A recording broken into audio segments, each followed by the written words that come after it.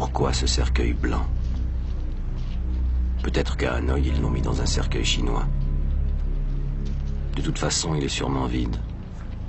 C'est impossible qu'ils aient retrouvé son corps. Ils ont dû y mettre des pierres ou des os de buffle. Tout à l'heure, je dirai à sa veuve que Jean est mort héroïquement, sans souffrance, en pensant à elle. Que dire d'autre? Est-ce que le fils de Jean comprendra un jour?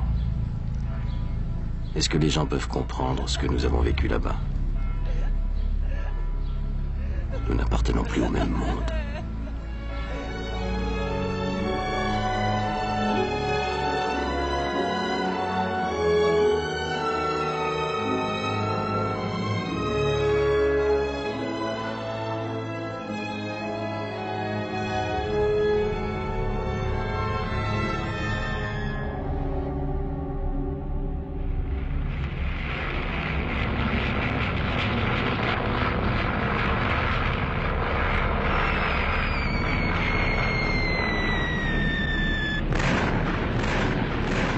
La guerre d'Indochine dure depuis 6 ans déjà. Les troupes françaises ont subi un grave revers à Caobang. Les combats se durcissent, surtout au nord, au Tonkin, près de la Chine. Cette année-là, commencent les premiers bombardements au napalm.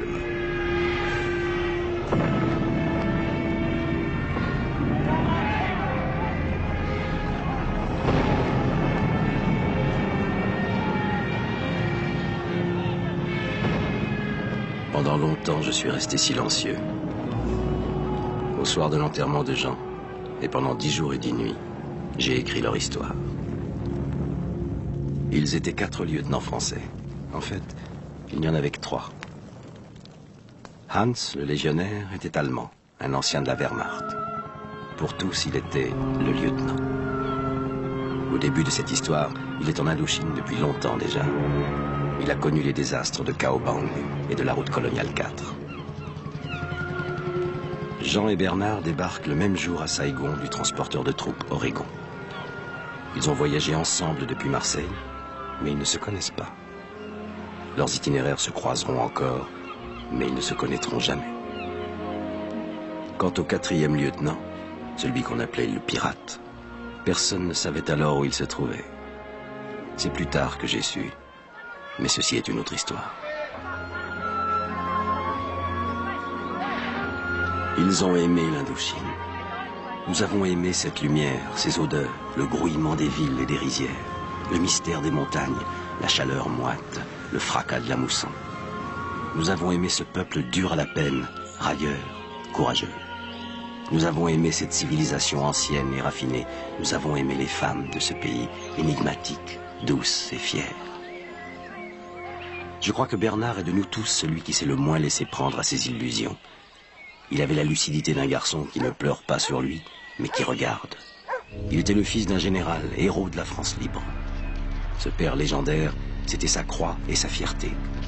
Si j'échoue, disait-il, mon père me le reprochera, et si je me débrouille bien, on dira que je suis protégé. Il est dur d'être le fils d'un héros.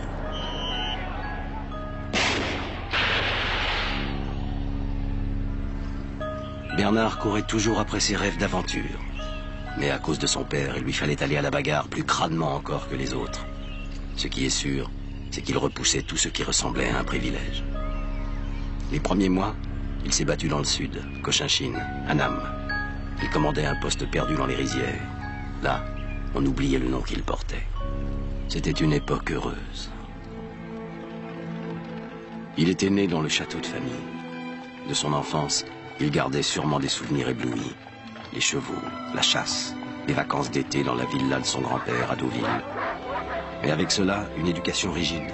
L'honneur, le devoir, les vieilles morales traditionnelles. Il fallait être à la hauteur, mériter par une conduite exemplaire les privilèges que Dieu a accordés. Son père était rarement là. Aux vacances de Pâques, sa mère l'a emmené au Maroc où ce père mythique servait alors dans les chasseurs d'Afrique. Bernard a découvert les voyages en avion, le parfum de l'aventure, l'Afrique. Il avait rêvé devant les cartes de l'Empire, maintenant c'était là. Marrakech, les souks, le désert. Sa vocation était née, Il serait soldat comme son père. Mieux que son père, il serait méhariste. Chez les scouts, il choisit pour nom Renard des Sables. La vie ordinaire se poursuivait. Études, catéchisme, la famille et les copains. Mais la vraie vie de Bernard était ailleurs. Dans sa tête, c'était une épopée d'actes glorieux et de sacrifices. La guerre, mot redoutable et mystérieux pour un enfant, est déclarée. En bon scout, il a aidé les réfugiés qui se bousculaient sur les routes de l'Exode. La réalité rattrapait ses rêves de baroud.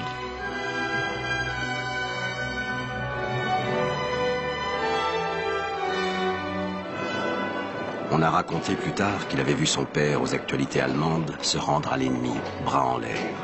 Je ne sais si l'épisode a réellement eu lieu. S'il est vrai, cela a dû être un choc pour Bernard. Il ne pouvait deviner que son père s'évaderait, rejoindrait la France libre, deviendrait pour tous un vrai héros, et pour lui, son fils, un modèle encore plus écrasant.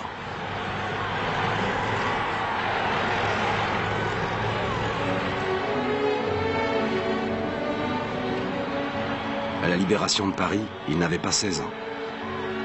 Il a fugué pour rejoindre la capitale. Là, il a fait le coup de feu avec les francs-tireurs. Un jeu exaltant. Ça sentait la poudre, le danger. Effacer la honte. Faire des soldats allemands prisonniers.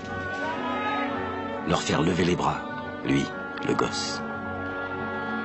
On l'a envoyé surveiller la maison d'un écrivain à succès, Sacha Guitry, compromis avec les occupants. Il eut envie de le réconforter en lui disant qu'il était l'auteur préféré de sa mère. Ce n'était pas le moment. Il s'est engagé dans la 2e DB ou dans la 1re armée pour suivre son père dans la gloire. Il était impensable qu'il se dérobe à son devoir. La campagne de France, Colmar, Strasbourg, il était condamné à l'héroïsme. La paix revenue, il est entré à Saint-Cyr, tradition oblige. Avait-il un autre choix que de devenir officier? C'est à Saint-Cyr qu'il fera connaissance du 4e lieutenant français, celui qu'on appelait le pirate. Quelques mois après son arrivée en Indochine, Bernard a demandé d'être affecté au nord, au Tonkin, là où ça se passait vraiment. Dans le sud, ce n'était pas la vraie guerre. Il fallait qu'il aille toujours plus loin, vers le plus dangereux. C'est là aussi qu'il a reçu une lettre du pirate, une lettre énigmatique. Je suis par là, moi aussi. Sans autre précision. Il reconnaissait bien là son goût du mystère. Le pirate. À Saint-Cyr, tout de suite, ce fut le coup de foudre de l'amitié. Était-ce malgré ou à cause de leurs différences, le fils de famille d'un côté, de l'autre, le fils de l'institutrice de Belleville. Avec Bernard, le pirate découvrit un monde qu'il ne soupçonnait pas. Mais au bal chic où les femmes trop belles l'intimidaient, Bernard, lui, préférait les sorties avec le pirate. Il découvrit un monde moins guindé, le jazz, Saint-Germain-des-Prés. Son père n'aurait sans doute pas apprécié ses fréquentations. Les deux camarades ont tout partagé, le plaisir et l'idéal. René Vietto, le champion cycliste malchanceux, et le maréchal Lyautey, pacificateur du Maroc, leur modèle. Saint-Cyr s'achevait. Un après-midi, ils s'étaient donné rendez-vous au lac d'Anguin. Ils attendaient l'un et l'autre leur première affectation. À la fin de la journée, le pirate s'est éclipsé aussi naturellement que s'il devait se retrouver le lendemain. Bernard ne devait jamais le revoir.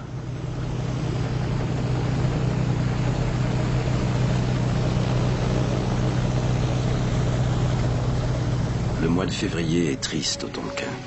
Il pleut ou il brune. La division 308 de Giap s'est infiltrée dans le delta et harcèle nos troupes. Les positions françaises sont menacées. On appela les parachutistes en renfort. Jean était parmi eux. Depuis son arrivée en Indochine avec Bernard, il combattait au Tonkin, largué avec son régiment partout où un incendie s'allumait. On volait encore sur de vieux junkers allemands. Il allait à nouveau croiser Bernard. mais pas plus que sur l'Oregon qui les avait amenés ensemble de France à Saigon, ils n'auraient l'occasion de se parler. La vie est ainsi faite.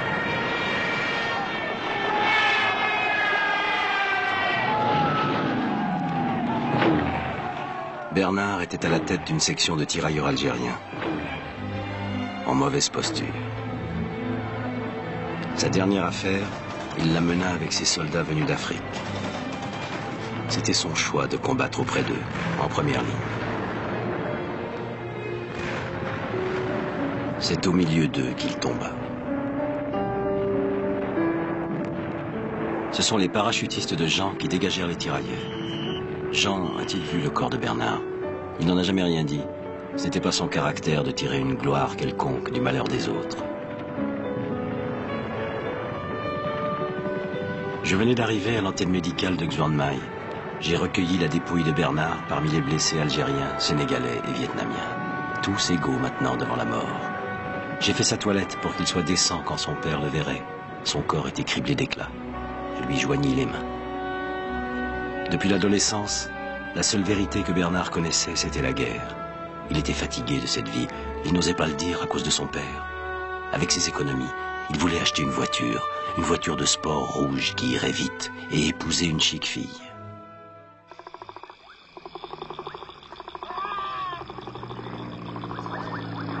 De Bernard, je n'ai connu que ce grand corps sans vie, ce grand corps d'enfant qui n'avait connu que la guerre.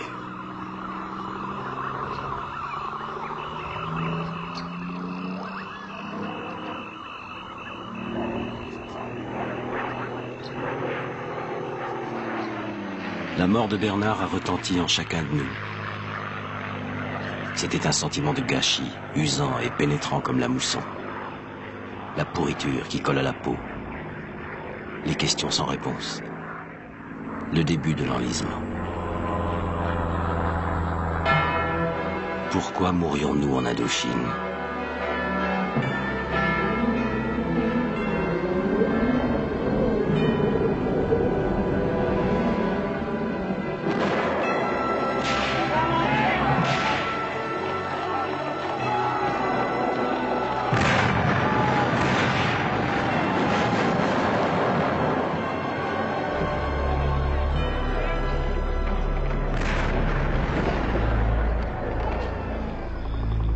Au soir de cette tragique journée, quelqu'un m'informa qu'un légionnaire allemand clamait partout qu'il avait connu le fils du général. Il racontait que Bernard l'avait fait prisonnier à Colmar en 1944. L'affaire m'intrigua.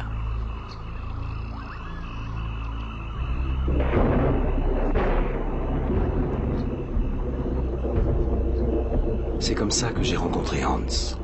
En vrai légionnaire, il n'aimait pas parler de son passé. Un légionnaire n'a pas de passé. Je lui ai tiré son histoire par bribes, jamais sûr qu'il disait la vérité. L'exaltation des débuts de l'hitlérisme sur la jeunesse allemande, il a marché à fond. Il ne s'en cachait pas. Il ne cherchait pas à s'excuser. Il me répétait, comme si ça expliquait tout, « Je suis de Hambourg, tu comprends, un des plus grands ports du monde. » Après l'humiliation de la défaite de 1918, nous repartions à la conquête du monde tête haute. Nous étions des enfants.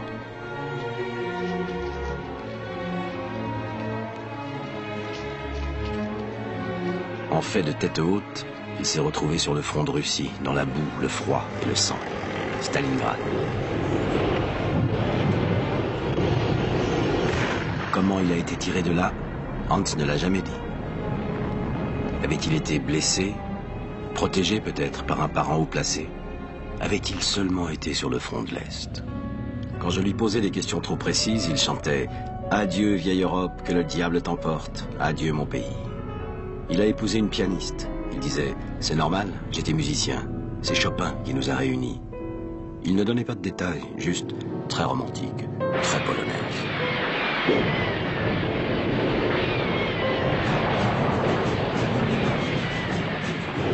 Il a été muté en France dans les troupes d'occupation.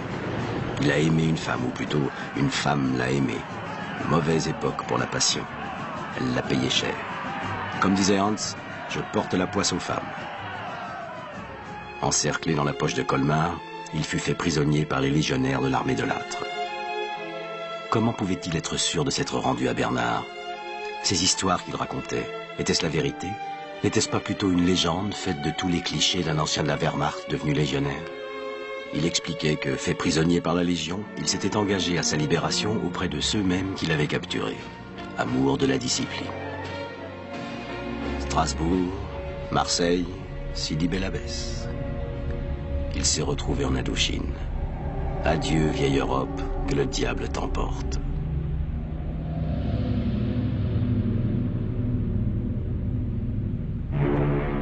Certains prétendaient l'avoir reconnu en première page d'un magazine américain. Défait mais fier et hautain, il bravait l'objectif. Hans laissait leurs questions sans réponse. Pour eux, sans aucun doute, dans la Wehrmacht, il était officier.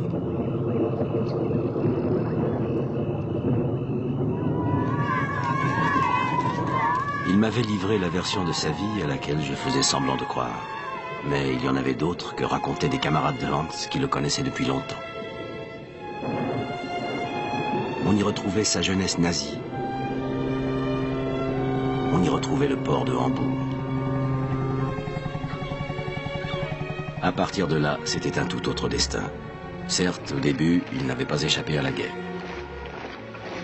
Sa femme était bien pianiste et polonaise aussi. Mais surtout, elle était juive. Il n'a jamais été sur le front russe. Pour certains, il combattait comme lieutenant dans l'Africa Corps auprès de Rommel. Bir Hakeim, El Alamein, la Tunisie. Là, il aurait été fait prisonnier. Pour d'autres, il était officier de marine. Ils étaient tous marins dans sa famille. Embarqué sur un sous-marin, il chassait l'ennemi dans l'Atlantique. Quand sa femme a été arrêtée par les nazis en 1943, il a déserté lors d'un mouillage à La Rochelle. C'est à ce moment-là qu'il est passé de l'autre côté et qu'il s'est engagé dans la Légion. Il n'aime pas qu'on le dise, mais c'est ça la vérité, disaient ses plus proches amis. Sidi Bel Abbès, la campagne d'Italie, l'Alsace. Bernard ne l'avait pas fait prisonnier. Ils servaient tous les deux dans la même armée. Restait la photo du magazine américain. Était-ce lui?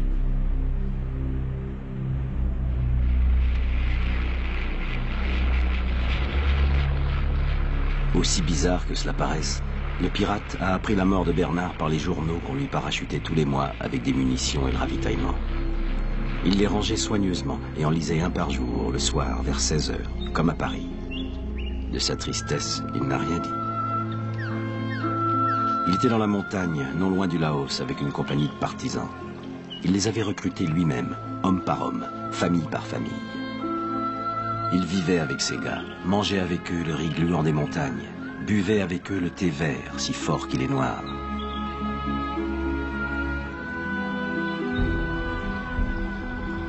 Il s'était taillé un petit royaume.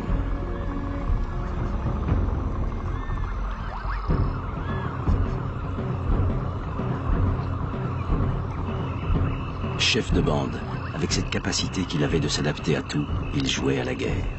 C'était une revanche sur son enfance quand son père lui jetait ses soldats de plomb. Ses partisans ne se battaient pas pour la France, ils se battaient pour lui. Il les appelait ses Indiens. Les liaisons avec Hanoï étaient sporadiques, les instructions arrivaient de loin en loin. Être ainsi hors norme, hors hiérarchie, ça plaisait aux pirates. Il aimait le secret, les coups en douce. Au premier abord, pas plus ouvert que lui avec son grand sourire, et pourtant il ne livrait rien. Un homme qui dit tout pour tout cacher. Que cachait-il? Il y avait un sujet tabou, son père.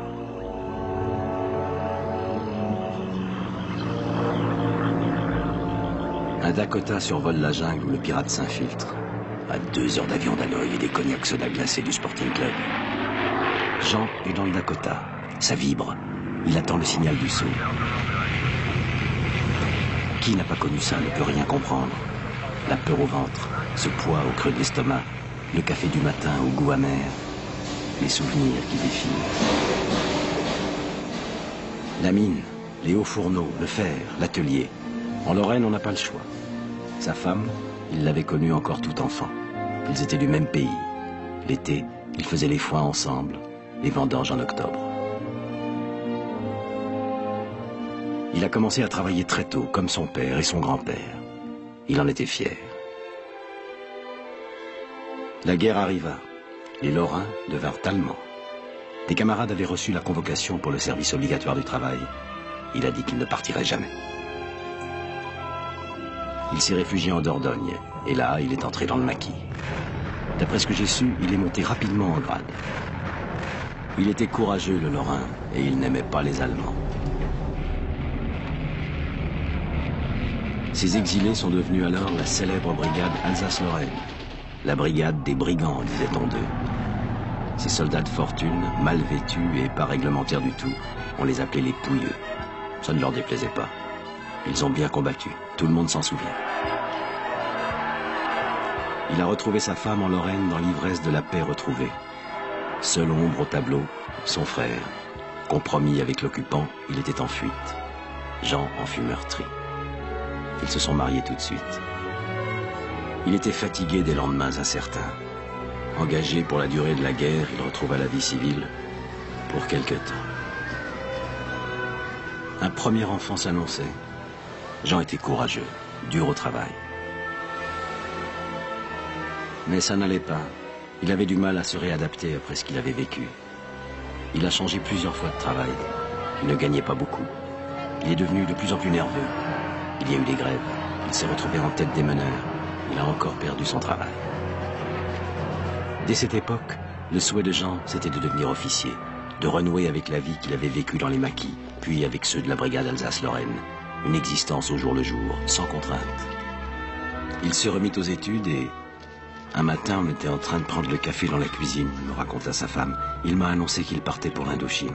Il répétait, si je reste ici, je vais exploser. Il voulait être parachutiste. Tout ce que j'ai pu dire, ça n'a servi à rien. Il est parti. Avant chaque opération, les parachutes étaient vérifiés par des jeunes filles. Sur chacun, elles inscrivaient leur nom. Jean a regardé ce nom. Camille Nguyen.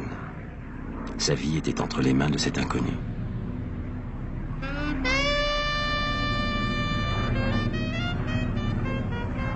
On allait les lâcher, lui et ses camarades, pour une opération dont ils savaient tous qu'elle était très risquée. Il a sauté en se répétant ce nom. Camille Nguyen. Si j'en sors, je la retrouve. C'était un sentimental, Jean. Le Viet Minh avait lancé son offensive d'automne en Pays Thaï. La mousson s'achevait, les pluies avaient cessé.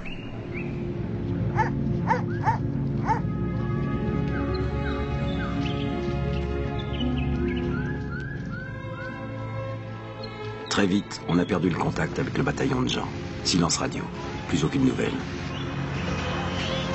Ils avaient été lâchés, par erreur, je suppose, au milieu des Viettes, dans la gueule du loup. Jean s'est retrouvé sur un piton perdu. Pendant des jours, à Hanoï, on a cru qu'on ne les reverrait plus. Vers le nord, au-delà de la montagne, c'était la Chine. Entre ce groupe d'une centaine d'hommes et les milliards d'habitants du monde communiste, de la Baltique au Pacifique, il n'y avait rien. La faim, la soif, l'attente, la peur. Ça m'est arrivé aussi. On rêve à ce qu'on n'a pas, à tout ce qui paraissait si naturel dans cette autre vie. Qu'est-ce qu'on est venu faire ici? On a repéré enfin le bataillon perdu. On leur a parachuté du ravitaillement, de la glace pour boire frais, du maxiton pour rester éveillé, des images pieuses pour garder la foi. Jean était sauvé.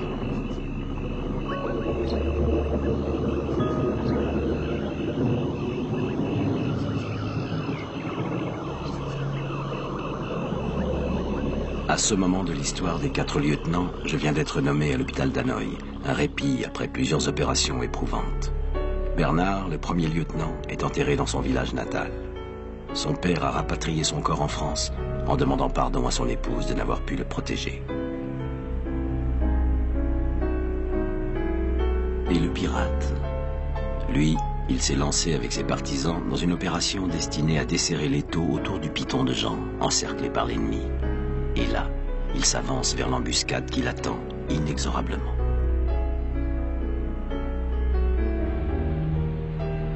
Hans est à ce moment-là poursuivi par les Viettes sur la RC6. Le combat paraît perdu d'avance. Nul ne sait s'il s'en sortira, lui moins que quiconque. Cerné par la jungle et par l'ennemi invisible, Jean et ses hommes évacuent la position où ils étaient retranchés. Ils sont exténués. Ils entraînent les populations civiles dans leur sillage. L'ennemi se répand comme une tache d'huile. Il traque irrésistiblement les maquis de partisans. Toutes les liaisons sont interrompues.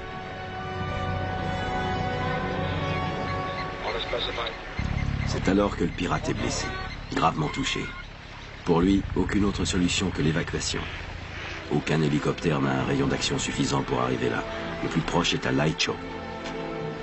Une chaîne humaine s'est formée pour le transporter. 4 porteurs se relaient tous les kilomètres autour de son brancard. Les paysans les aident. Le pirate est un personnage mythique. On croirait que toutes les ethnies d'Indochine se donnent la main pour le sauver. Son état s'aggrave. Quand ils atteignent la rivière Noire, il délire.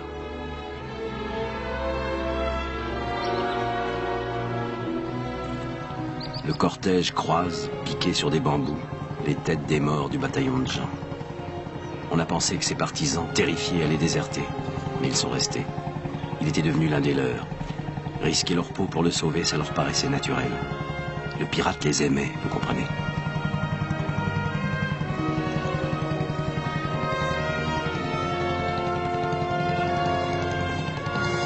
Enfin l'hélicoptère. Il a perdu connaissance.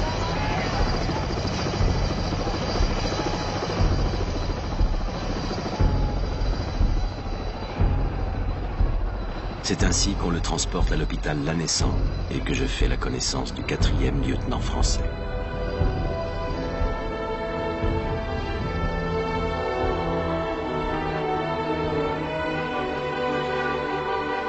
On l'opère 2 fois. Il est très faible. Dans son délire, il appelle son père, évoque sa mère et Bernard, lance des appels de détresse, évoque fréquemment une femme. Le soir, je viens m'asseoir près de lui. Apaisé, il me parle alors. De son père, il ne dit pas grand-chose. Il me montre seulement une vieille photo jaunie.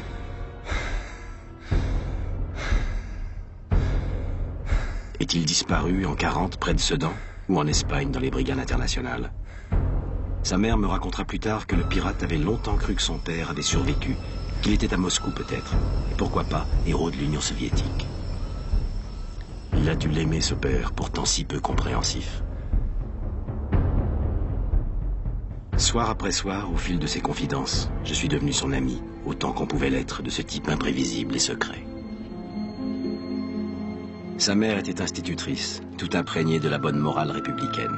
Il la respectait et il l'adorait. En 1936, les congés payés les conduisent jusqu'au bois de Meudon. 1 semaine de camping. Mais lui, il rêve de grands espaces, de taches roses sur la carte murale des colonies. Il va découvrir la mer pour la première fois à Trouville. C'est sur la côte normande qu'il aurait pu rencontrer Bernard une première fois. Mais se serait-il reconnu, le gosse de riche, et lui, le gosse de pauvre? La vie est ainsi faite.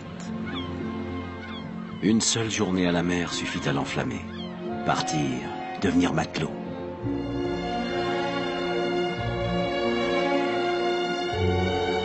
Dans ses jeux d'enfant, il préférait toujours les Indiens, épris de liberté et de grands espaces, aux cow-boys.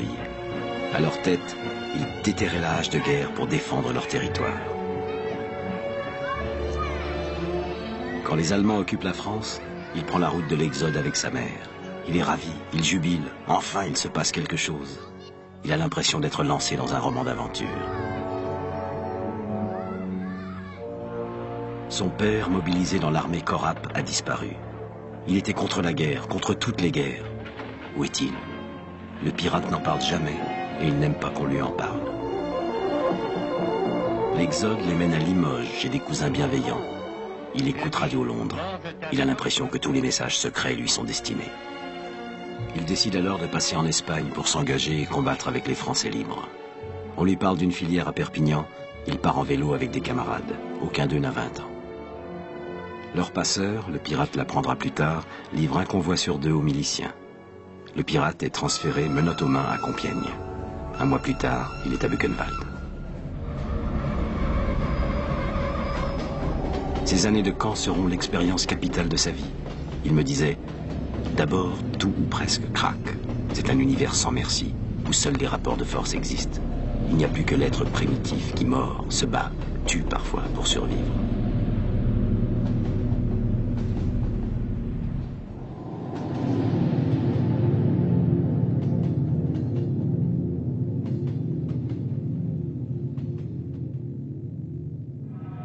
n'assiste pas à la libération.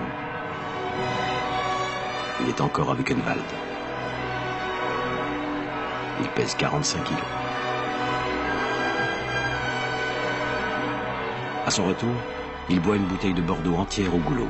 C'est un Haubrion 34. Quand il revient, il est fasciné par la prestance des soldats américains. Ils riaient, ils avaient l'air de vainqueurs. Tout le monde voulait leur ressembler. Ils ressemblaient à Gary Cooper. Une vocation est née. Que pouvait-il faire d'autre? Il a travaillé dur pour réussir Saint-Cyr.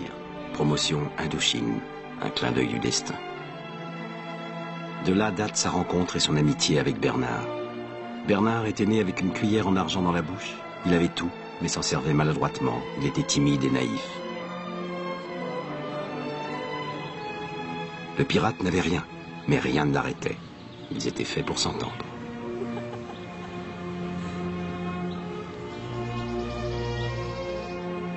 Un jour, sur les boulevards, il croisa Gabin, l'idole de sa mère. Le lendemain, il inclina un peu plus son calot sur le front, tout près des yeux, comme l'acteur le faisait souvent. À la sortie de Saint-Cyr, il s'est retrouvé dans les troupes d'occupation à Vienne. Dans ce nid d'espions, où il n'avait sans doute pas été nommé par hasard, il a été aussitôt recruté par les services de renseignement. Il est devenu le pirate, un soldat de l'ombre.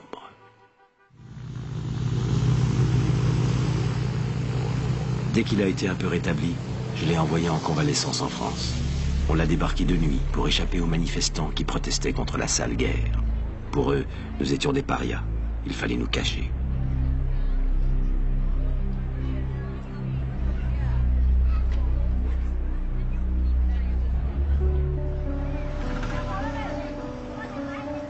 À Hanoï, en permission, dédaignant les amours faciles avec les filles de chez Betty, Jean chercha aussitôt Camille. Il n'avait que ce nom pour viatique, Camille Nguyen. Peut-on être amoureux d'une femme qu'on n'a jamais vue? Était-ce celle-ci? Ou celle-ci? Chaque silhouette, chaque visage entreaperçu le faisait tressaillir. Elle avait tenu sa vie entre ses mains. Ils se rencontreraient, c'était forcé. Cette jeune fille vietnamienne l'obsédait.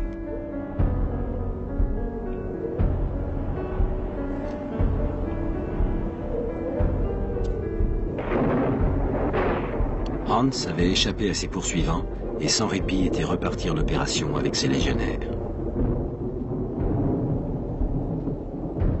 Ce jour-là, l'aviation avait brûlé tout un village au napalm pour une histoire de buffle vendue aux Viet Minh. Hans était un soldat sans état d'âme, mais devant l'incendie des villages, les représailles contre les habitants, il réagissait avec une sourde colère. Du sale travail, ce n'était pas de la sensiblerie, c'était de la lucidité. Comment s'attacher des populations en les traitant avec cette violence?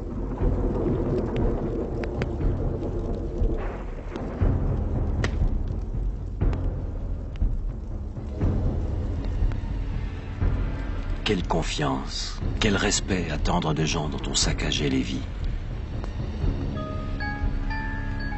Mais Hans avait trop le sens de l'obéissance et de la hiérarchie pour ne pas continuer sa tâche.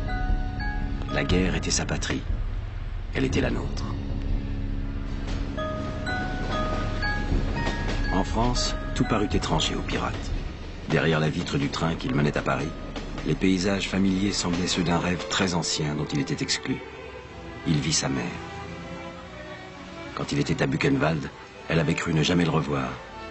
Quand il était parti pour l'Indochine, elle avait tremblé à nouveau. On ne s'habitue pas, vous savez, au contraire.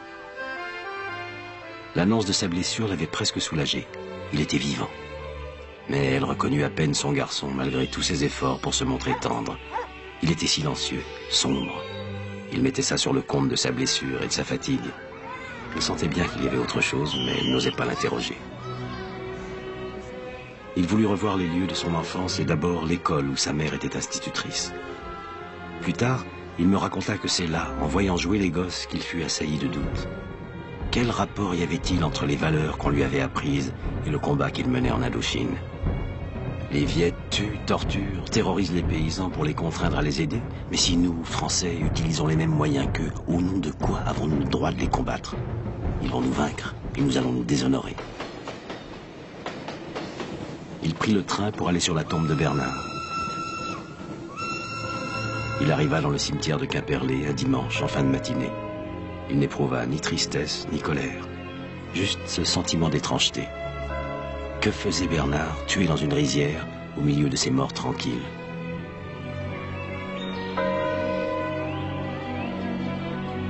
Il renonça à aller saluer la famille de son ami. Il reprit le premier train. Au lieu de retourner chez sa mère, il prit une chambre d'hôtel et erra dans Paris. Je cherchais à réembrayer sur la vie en France, me dit-il plus tard. J'attendais un déclic, mais rien. J'étais complètement déboussolé.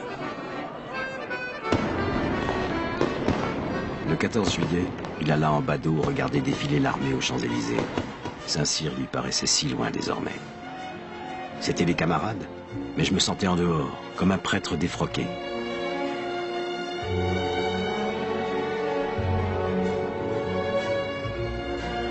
Il pensa se tuer, mais recula devant la peine qu'il causerait à sa mère. Quelques jours plus tard, toujours errant, il se rendit à la kermesse aux étoiles. Le déclic, il l'eut en apercevant Jean Gabin. Gabin était devenu un monsieur entre deux âges qui signait des autographes. Le pirate se dit, comme il a vieilli, et décida de repartir aussitôt en Indochine. Il retraversa la France. Elle était toujours aussi lointaine, mais au moins maintenant, il savait où il allait.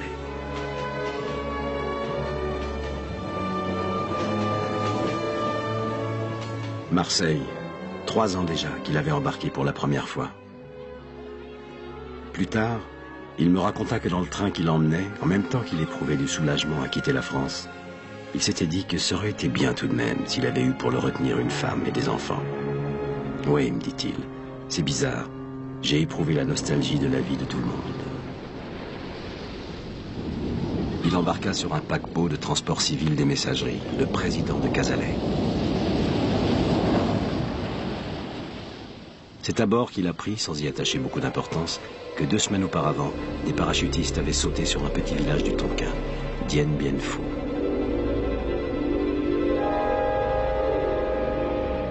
Il ne se doutait pas que son destin, mais aussi celui de Hans et Jean, et le mien bien sûr, allait basculer quelques semaines plus tard dans cette vallée verdoyante.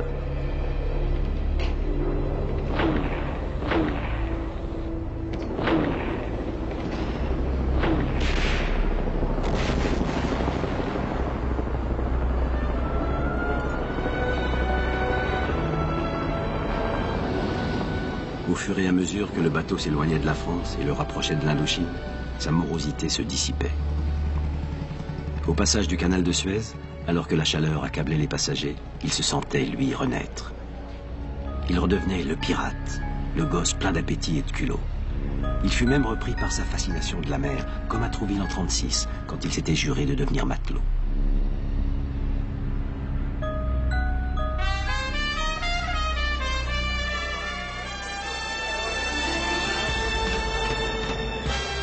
On fêta Noël par un grand bal. Il n'avait jamais connu un tel luxe, même dans les soirées chic où l'entraînait Bernard. Il fut subjugué par une jeune femme solitaire et pensive. Elle était mariée et allait rejoindre son époux en poste en Indochine. Il la séduisit à la première danse et ils ne s'y quittèrent plus jusqu'à l'arrivée à Saigon.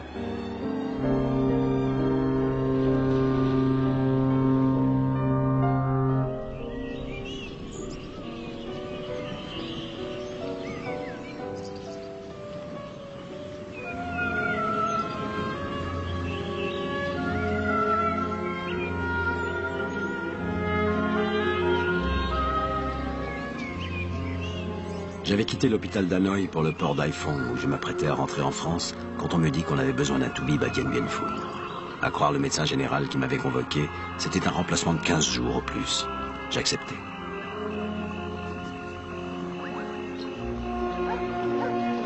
C'est ainsi que mon chemin a croisé à nouveau celui de Hans, le légionnaire. Il avait sauté dès le premier jour sur Dien Bien Phu.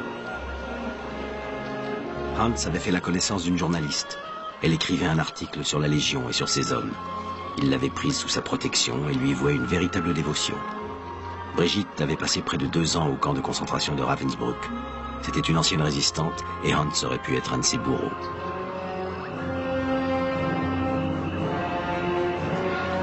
Hans se disait invincible. Il racontait à Brigitte que comme les guerriers Oaoa, il mangeait le foie de ses ennemis tués pour s'approprier leur vertu. Elle avait fini par le croire. Ce jour-là, les dernières averses avaient détrempé le sol de glaise, les lianes glissantes filaient entre les doigts, les grenades ennemies dévalaient la pente, la laine brûlante du napalm, le feu qui tombe du ciel. Hans reçut une grenade entre les jambes. Ses hommes l'entourèrent immédiatement. L'infirmier qui le déshabilla trouva dans la poche de son treillis une dizaine de mégots de cigarettes tachés de rouge à lèvres. Il allait les jeter quand Brigitte arriva, prévenue je ne sais comment. Elle prit la main de Hans et jusqu'à la fin ne la lâcha plus. C'étaient ces mégots qu'Hans avait ramassés et soigneusement conservés.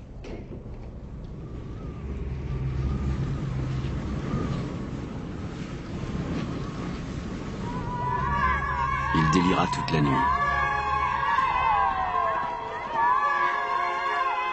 À travers ses phrases hachées et ses râles, nous revîmes défiler Hambourg et sa jeunesse. Mais il n'avait pas eu d'épouse.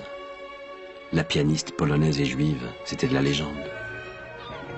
Il était seulement fiancé quand il partit en France sur le front. Il ne l'avait jamais revue.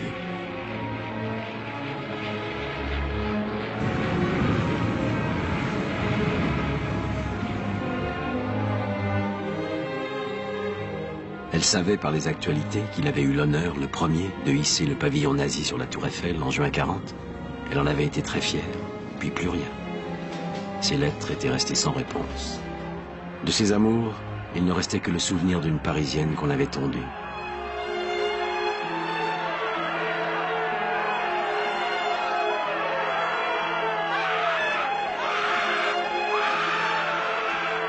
C'était à Paris qu'il avait été fait prisonnier, non pas à Colmar. Les services de propagande américains l'avaient alors recherché parmi les vaincus.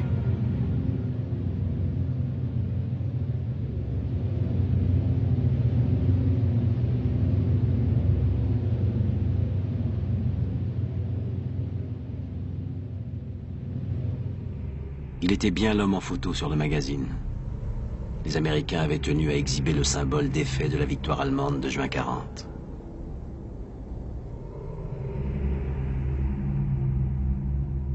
À l'aube, il sembla brusquement retrouver toute sa lucidité.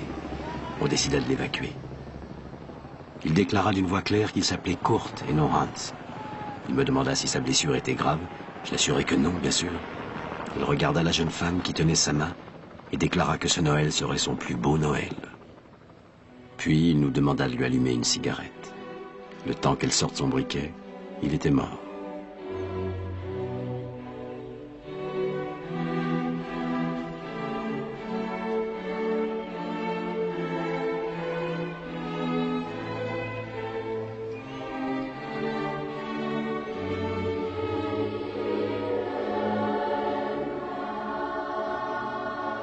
À force de désirer les choses, on croit qu'elles vont arriver.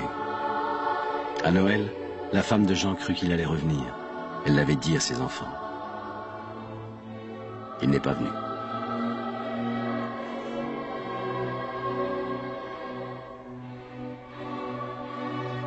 Jean leur avait envoyé des cadeaux.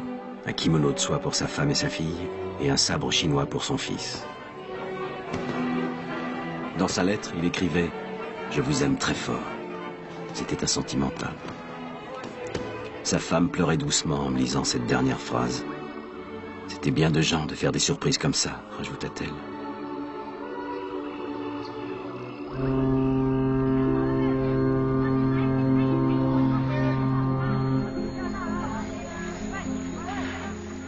Dès son retour en Indochine, le pirate est reparti dans ses maquis, au grand soulagement, je crois, de ses supérieurs qui se méfiaient de lui et le voyaient mal dans une unité ordinaire. Il commandait un groupe de renégats, d'anciens Viet Minh ralliés. Parfois, l'un d'entre eux désertait après avoir coupé la gorge d'un de ses gardiens. Chaque jour qui passait rendait leur mission plus dangereuse.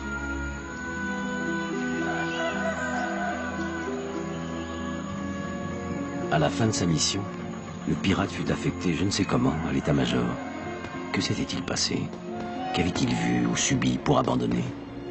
Avait-il eu peur? Peut-être est-ce le père de Bernard qui l'avait fait venir auprès de lui. Le pirate s'est retrouvé dans le rôle d'un officier de salon et faisait visiter le camp retranché de Dien Bien Phu aux hommes politiques et aux journalistes. A priori, on l'imagine mal ainsi. Mais c'était le propre du pirate de surprendre. Il était à Dien Bien Phu la veille du jour où la grande bataille a éclaté. Il est venu me serrer la main et m'apporter une bouteille de cognac.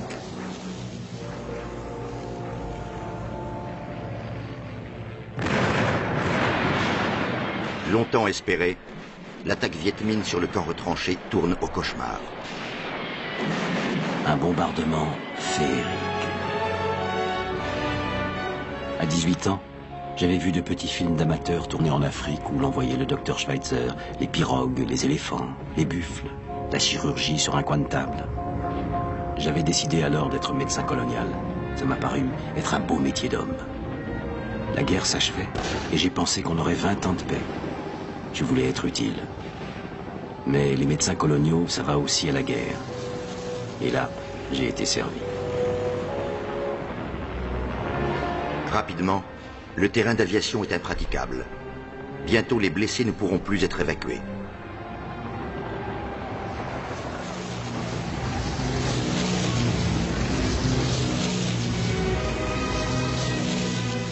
Camille Nguyen. Jean ne l'aurait jamais retrouvé. Et même s'il l'avait retrouvé, rien ne serait arrivé. Son frère et son père étaient Viet Minh. Et elle brûlait des cierges à l'église pour la victoire du Viet Minh. La dernière journée de la vie de Jean, le sentimental, commence à 6 heures du matin sur la base de Bac Mai à Hanoï. Son bataillon va être parachuté sur le camp retranché. Sirène d'alerte. Les gars embarquent dans les Dakota, direction Dien Bien Phu. Il est comme les camarades, la peur au ventre.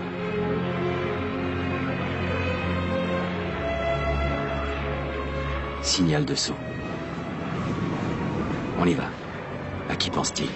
Pense-t-il seulement? Le commandant en chef a salué le départ du bataillon sur l'aérodrome. Le pirate l'accompagnait. Il ne connaissait pas Jean, mais je suis sûr qu'il l'aurait aimé.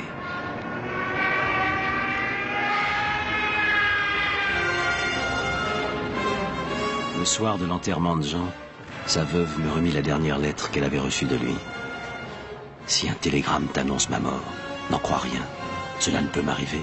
Je vous aime trop pour cela. Il se bat parmi les camarades. Il est fauché. De ses espoirs, de ses remords, de ses élans, il n'y a plus rien.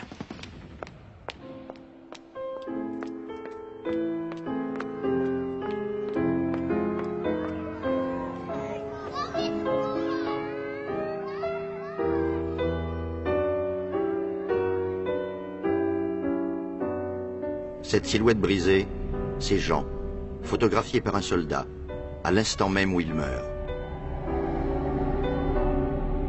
Son corps est traîné parmi les corps. La boue de Dien Bien Phu l'avale.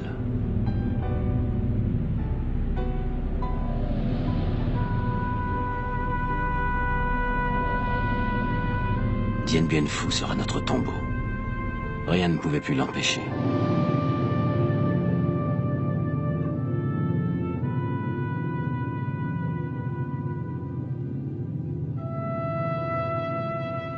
Les équipages des Dakota qui survolaient le camp pour y larguer les colis de la Croix-Rouge recevaient du sol des appels radio des gars en bas. Les assiégés essayaient de faire passer des messages. Ils étaient condamnés, faits comme des rats dans leur trou.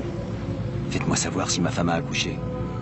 Dites à ma famille que vous avez entendu ma voix et que tout va bien. Priez pour nous. Immanquablement, la radio du bord répondait « Pas de message personnel ». Un jour, le pirate accompagne un de ses vols de ravitaillement. Il entend ses voix angoissées venues de la cuvette. Dans ce combat, il se sent inutile. C'est dur à admettre pour un type comme lui. De retour à Hanoï, un soir qu'il devait joindre d'urgence son général, il dut, pour mettre la main sur lui, chercher le vieux coureur de filles à travers toute la ville. Et pendant qu'il interrogeait les entraîneuses, juchées sur leur tabouret dans la lumière rose des bars, là-bas, au fond de la sinistre cuvette, les camarades mouraient. C'est cette nuit-là qu'il prend la décision de sauter sur Dien Bien Phu. Il passa sa dernière journée à Hanoï, comme si cela devait être la dernière journée de sa vie. Il écrivit à sa mère « J'aime bien la vie, et toi je t'aime tout court, mais je vais rejoindre les camarades. Je ne pourrais plus me regarder dans une glace si je ne le faisais pas. » Il rendit visite aux familles de ses anciens partisans, dont certains avaient trouvé refuge dans les faubourgs de la ville. À l'hôpital La Naissant, il dit adieu à un ami évacué après les premiers combats. Le soir, il rejoint les volontaires venus de partout pour sauter comme lui sur Dien Bien Phu. Une première fois, l'avion décolla, puis fit demi-tour après avoir tourné au-dessus de la cuvette. Le lendemain à 17 h, le pirate communia. Il n'avait pas croisé Dieu depuis longtemps. Puis, en silence, la silhouette déformée par le parachute, la tenue raidie par la sueur, il embarqua sans espoir de retour. Les aviateurs évitaient de croiser leurs regards. Hanoï, écrasé de chaleur, abasourdi par la défaite, jette ses derniers feux.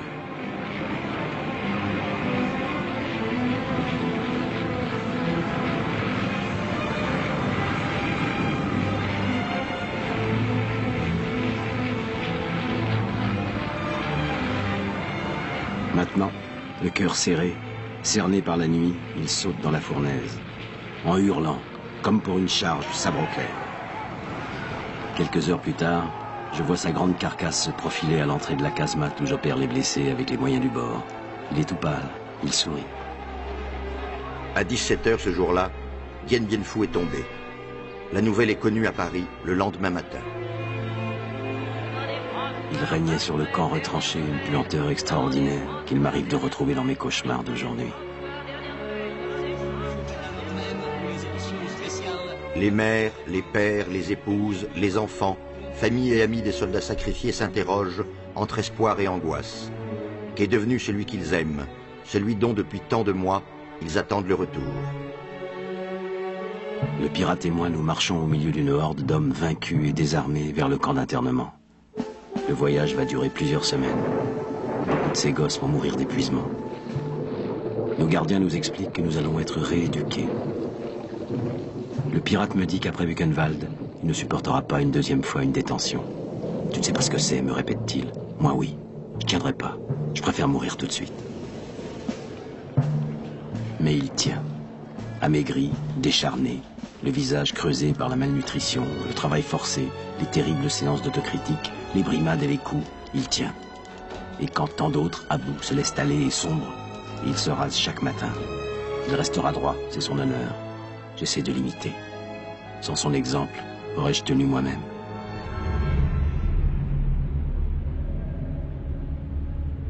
Bien plus tard, à mon retour en France, j'ai vu un film de propagande tourné par les Viettes dans notre camp. Il s'agissait de montrer à l'opinion publique internationale les excellents traitements pratiqués par nos gardiens.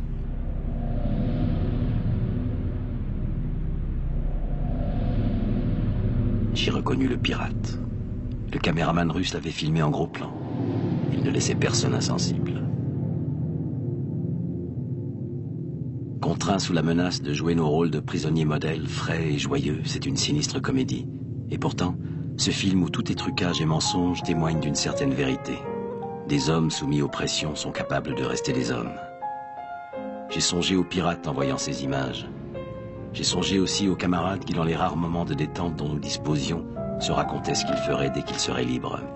Celui qui, soir après soir, récitait la recette de la galette de pommes de terre que lui préparait sa mère. Celui qui se permettrait d'acheter à sa femme un frigidaire. C'étaient des hommes avec leurs terribles espoirs, des hommes en grandeur réelle à qui on voulait voler leur âme.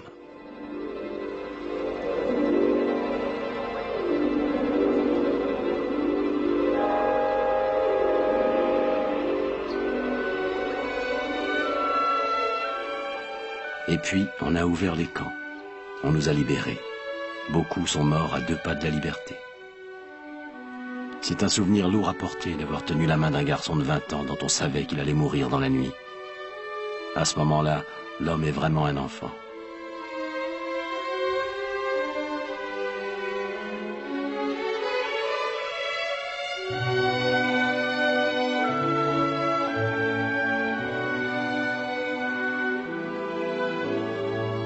Le pirate s'est mis à aller très mal dès la sortie du camp, comme si en lui un ressort avait lâché.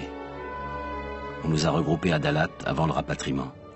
J'ai pu faire prévenir sa mère que son fils était vivant et qu'il allait bientôt débarquer à Marseille.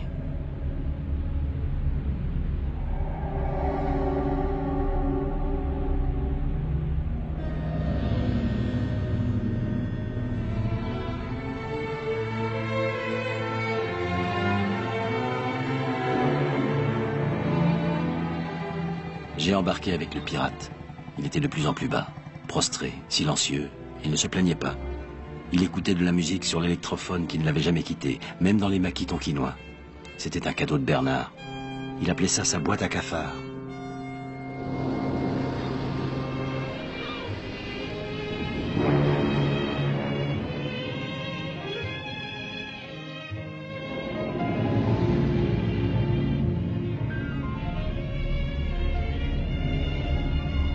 Au passage du canal de Suez, il a commencé à délirer.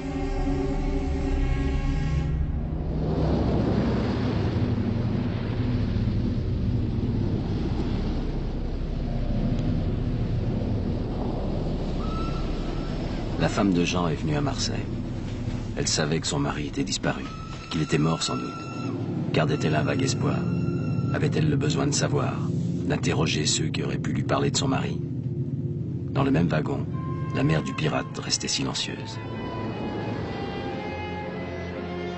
En Méditerranée, le temps devint plus frais et l'air sembla redonner un peu de vie aux pirates. Il me confia alors son secret. Son secret, c'était la honte d'avoir abandonné ses partisans. Je ne sais pas s'il faisait confiance à la France, mais à moi il faisait confiance, et c'est moi qui les ai abandonnés.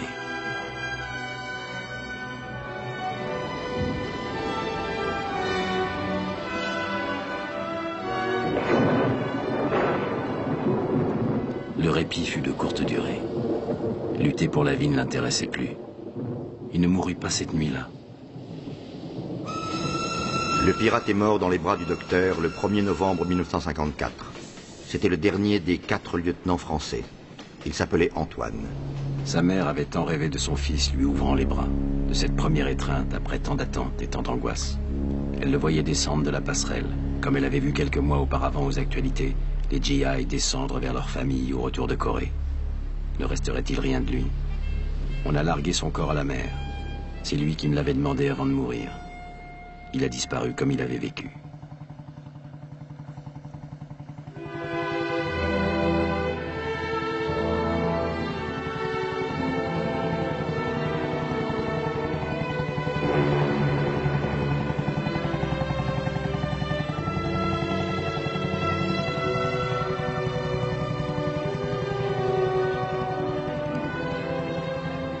Sur le quai se pressaient les familles qui voyaient s'achever leur angoisse. La femme de Jean errait, éperdue, parmi ces scènes de retrouvailles.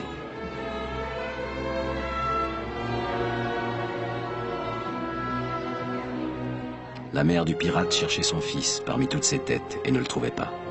J'ai dû lui annoncer la nouvelle. Comment consoler une mère à qui on apprend la disparition de son fils unique? Ma voix se brisa soudain. Elle avait compris. Alors je suis parti comme un voleur.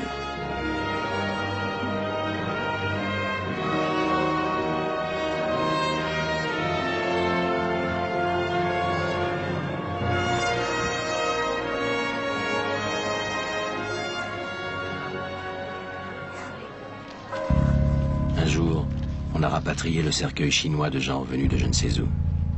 Je ne l'avais jamais rencontré là-bas. Pourtant, nous étions du même village. Enfants, nous avions joué ensemble. Bernard, Hans, le pirate, Jean. Je porte leurs traces pour toujours en moi. Je m'en veux d'avoir dû enjoliver ses morts et ses destins. Mais comment dire la vérité nue?